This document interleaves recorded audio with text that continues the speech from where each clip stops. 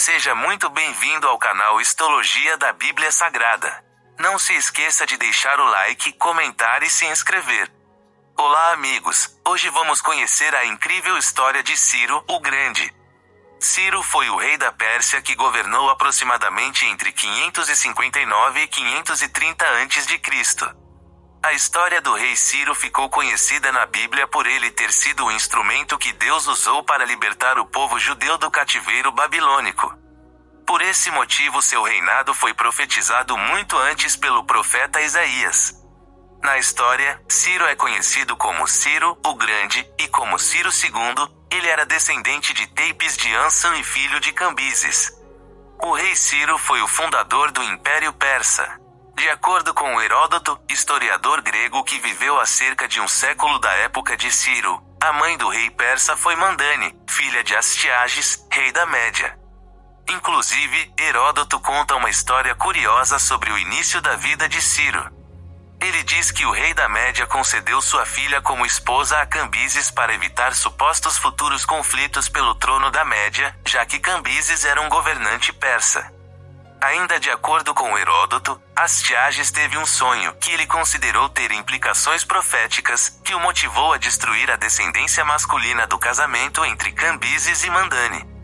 Então nesse contexto o pequeno Ciro foi salvo e educado por um pastor, até que suas qualidades extraordinárias chamaram a atenção a ponto de ele ser descoberto e ter de retornar à sua família.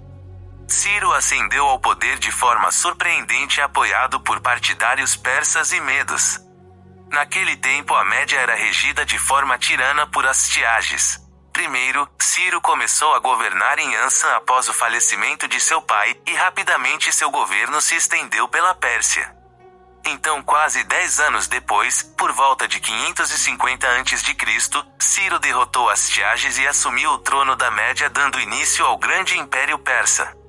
Algo que contribui muito para sua ascensão foi o fato de ter havido uma grande deserção do exército de Astiages da Média. Depois disso o rei Ciro começou sua campanha de expansão do império, capturando várias cidades. Um dos embates mais notáveis durante o reinado de Ciro foi entre ele e Croesus, o rei de Lídia na Ásia Menor. Croesus pensou que poderia derrotar Ciro e fez uma série de alianças com o objetivo de tomar territórios medo-persas, mas acabou sendo subjugado por Ciro. Por volta de 549 a.C., Ciro avançou pela Assíria, mas sem dúvida o grande acontecimento do reinado de Ciro foi sua estratégica conquista da Babilônia. A conquista da Babilônia por Ciro. Naquele tempo o rei Nabucodonosor já havia morrido, e a Babilônia era governada por Nabonido e Belsazar, a que tudo indica num regime de corregência. Babilônia era uma cidade muito fortificada, com muralhas intransponíveis. A Babilônia era tão rica e fértil, com o rio Eufrates passando por dentro da cidade, que poderia produzir alimentos internamente, tornando qualquer sítio da cidade algo praticamente inútil. Mas de forma muito inteligente Ciro conseguiu conquistar a cidade sem sofrer qualquer resistência.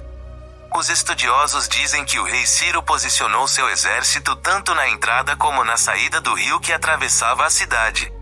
Seus homens conseguiram desviar o curso do rio, possibilitando que os soldados medo-persas entrassem na Babilônia com o leito do rio praticamente seco. Então, enquanto os babilônios davam uma festa, o exército medo-persa marcava silenciosamente pela cidade. Assim, em outubro de 539 a.C., a Babilônia caiu perante o exército persa liderado pelo general Gobrias. Aqui vale lembrar que a queda da Babilônia foi avisada por Deus. Inclusive, a Bíblia diz que durante a noite em que a Babilônia foi conquistada, a festa blasfema de Belsazar foi interrompida quando apareceram dedos de uma mão que escreveram na parede a misteriosa inscrição, Mene, Mene, Tekel e Parshim. Coube ao profeta Daniel esclarecer o significado da mensagem divina que basicamente dizia: contou Deus o teu reino, e o acabou.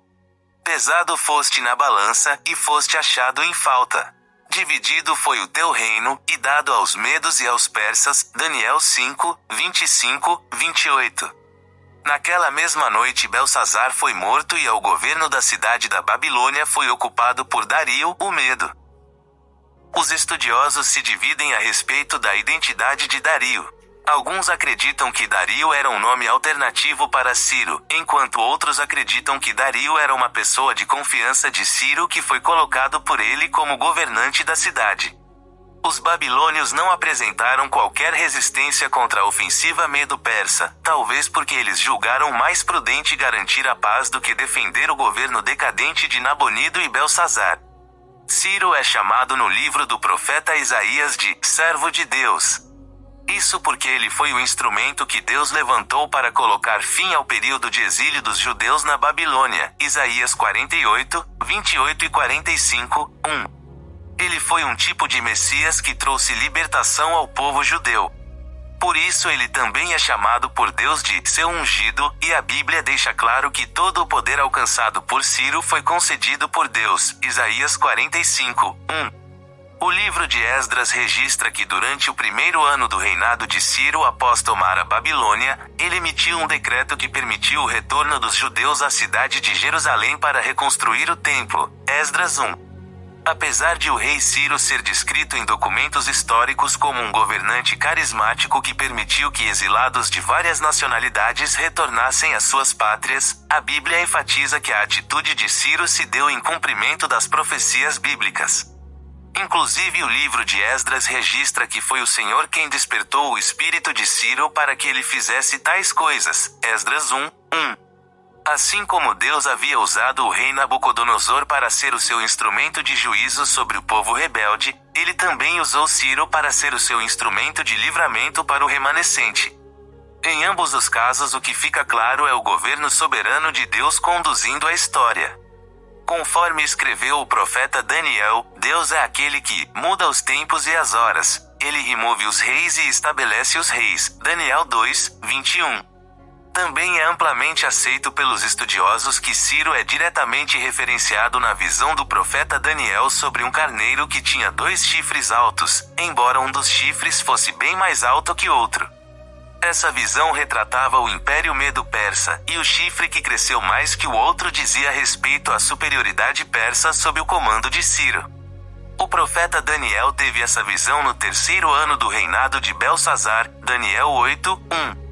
Em sua última campanha militar, contra os Massagetas, uma tribo de nômades que viviam na Ásia Central, suas tropas foram derrotadas e Ciro foi morto. O famoso pintor barroco Peter Paul Rubens, 1577 a 1640, imortaliza sua derrota final na tela à cabeça de Ciro trazida à rainha Tamíris. Ciro reinou por 29 anos e foi sucedido por seu filho Cambises II em 530 a.C., que parece ter sido seu corregente antes disso. A tumba de Ciro é um dos 2 modelos de tumbas que existiam na arte persa do período Aquemenida. Ele está localizado no Vale de Pasargada, no Irã, construída com blocos de pedra em base escalonada.